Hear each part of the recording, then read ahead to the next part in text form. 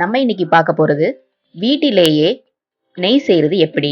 நாங்க எப்பயுமே பசும்பால் வாங்குறதுனால பசும்பால்ல விழுகிற ஆடையை டெய்லி எடுத்து இந்த மாதிரி ஒரு தனி கிண்ணத்துல ஃப்ரிட்ஜில் எடுத்து வச்சிருவோம். ஃப்ரிட்ஜில் நீங்க ஸ்டோர் பண்ணி வைக்கும்போது அப்பப்போ கொஞ்சம் தயிர் சேர்த்து அதை கிண்டி விட்டு வச்சிருங்க. இன்னைக்கு நான் நெய் செய்ய போறேன்னா நான் காலையிலேயே அந்த ஆடையை எடுத்து வெளியே வச்சிருவேன். அப்பதான் உங்களுக்கு இந்த மாதிரி சாஃப்ட் ஸ்ட்ரக்சர் கிடைக்கும். ஸோ இந்த மாதிரி நல்லா சாஃப்ட் ஆனதும் அதை ஒரு மிக்ஸி ஜார்ல சேர்த்துக்கலாம்.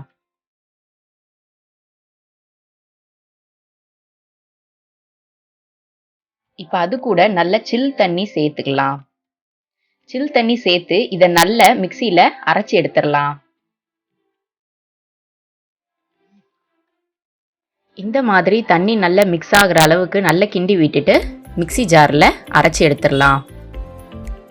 நீங்க அரைச்சதுக்கு அப்புறம் இந்த மாதிரி உங்களுக்கு திக் கன்சிஸ்டன்சில உங்களுக்கு கிடைக்கும். நீங்க எக்ஸஸ் வாட்டரை இந்த மாதிரி ஒரு ட்ரெயினர் யூஸ் பண்ணி ரிமூவ் பண்ணிக்கோங்க. இப்போ எக்ஸஸ் வாட்டர்லாம் ரிமூவ் பண்ணி எடுத்து வச்சிருக்கிற அந்த ஆடையை ஒரு கடாயில போட்டுடலாம். நீங்க கடாயில போட்டதும் இந்த மாதிரி உங்களுக்கு நல்ல உருகி தண்ணியா உங்களுக்கு இந்த மாதிரி செப்பரேட் ஆகி வரும். ஃபர்ஸ்ட் நீங்க கொதிக்க வைக்கும்போது ஒரு மூடி போட்டு மூடி வச்சிருங்க. ஏன்னா இது ரொம்ப கொதிச்சு உங்க மேல படும். அதனால ஒரு மூடியை போட்டு மூடிடுங்க. இப்போ நம்ம இதுல தேவையான அளவு உப்பு சேர்த்துக்கலாம். உப்பு சேர்த்து நல்லா கிண்டி விட்டுக்கோங்க. இந்த மாதிரி உங்களுக்கு நல்ல கேர்டல் ஆகி வரும். கைவிடாம அதை கிண்டி விட்டுட்டே இருங்க. உங்களுக்கு நெய் நல்ல முருகி உங்களுக்கு வர்ற ஸ்டேஜ் வரைக்கும் நம்ம இதே மாதிரி தான் அடுப்பை மீடியம் டு ஹை ஃப்ளேம்ல வச்சு குக் பண்ணிட்டே இருக்கணும். இந்த மாதிரி நம்ம வேஸ்டா பாலாடையை கீழே போடாம நம்ம எடுத்து வச்சு செஞ்சோன்னா காசே இல்லாம செலவு பண்ணாம நம்ம கீ வீட்லயே ரெடி பண்ணிடலாம். பாருங்க இந்த மாதிரி நுரைச்சி வரும். அப்பப்போ நல்லா கிண்டி விட்டுட்டே இருங்க. இப்போ நீங்க சைட்ல பாத்தீங்கன்னா உங்களுக்கு அப்படியே கொஞ்சம் கீ ரெடி ஆக ஆரம்பிச்சிருச்சு.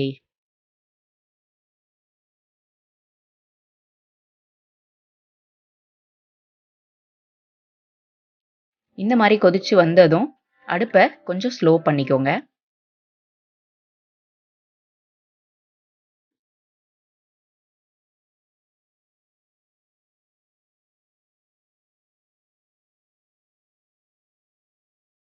இப்ப பாருங்க உங்களுக்கு நெய் நல்ல தனியா பிரிஞ்சு அந்த பால் ஆடை எல்லாமே திரிஞ்சு உங்களுக்கு இந்த மாதிரி தனித்தனியா செப்பரேட் ஆகும்.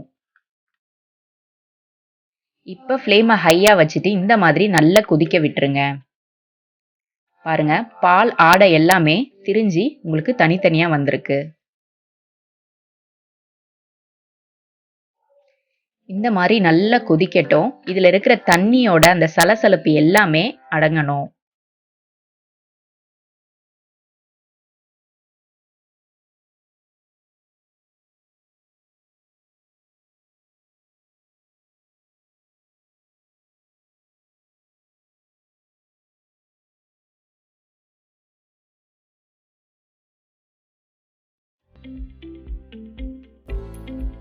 பாருங்க இப்போ தண்ணியோட சலசலப்பு எல்லாம் நல்லா அடங்கி வத்தி உங்களுக்கு நெய் கம கமன்னு ரெடி ஆயிட்டு இருக்குது. இந்த நெய்யை நீங்க வீட்டில் உருக்கும் போதே வீடே ரொம்ப மணமா இருக்கும். இந்த ஸ்டேஜ்ல ஒரு தட்டு போட்டு அப்படியே கொஞ்ச நேரம் மூடி வச்சிருங்க. இப்ப பாருங்க அந்த கேர்டலான எல்லா அந்த ஆடையும் உங்களுக்கு நல்ல முருகி வந்திருக்கு.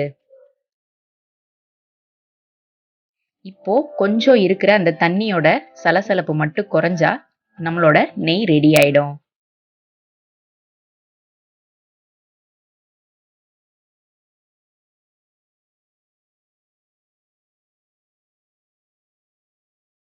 இந்த நெய் ரெடி பண்ணும்போது நம்ம அதுல கொஞ்சம் முருங்கைக்கீரை இந்த மாதிரி சேர்த்தோம்னா நெய்யோட மனம் வேற லெவல்ல இருக்கும். கண்டிப்பா இந்த ஸ்டேஜை மிஸ் பண்ணாம பண்ணி பாருங்க.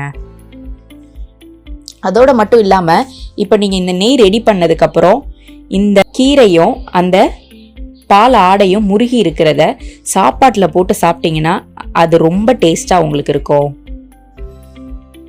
பாருங்க இந்த மாதிரி நல்லா பொங்கி அந்த சலசலப்பு எல்லாம் போனதுக்கு அப்புறம் உங்களுக்கு இந்த மாதிரி தான் கிடைக்கும். இதை நம்ம ஒரு ட்ரெயினர் யூஸ் பண்ணி வடிகட்டி எடுத்துட்டோம்னா வீட்டிலேயே செலவே இல்லாம நெய் உடனே தயாராயிடும். நம்ம கடையில வாங்குற நெய்யை விட இந்த நெய் ரொம்ப மணமா இருக்கும்.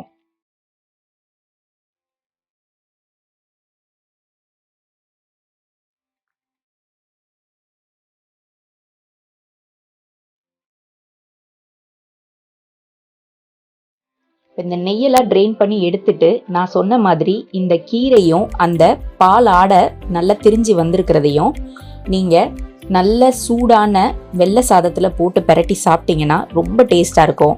கண்டிப்பாக இதை உங்கள் வீட்டில் ட்ரை பண்ணி பாருங்கள்.